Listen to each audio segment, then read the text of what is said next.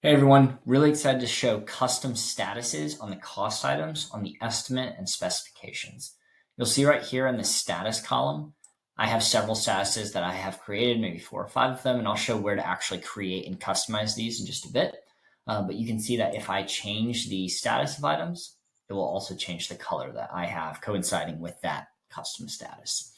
Just like the other columns on the estimate, I can choose whether or not I actually want to view this or not. And that same information, of course, will also be on the specification. So you'll see on this right-hand side the different statuses. And if I make a change in one area, estimate or specifications, it of course will flow to the other area, estimate or specifications.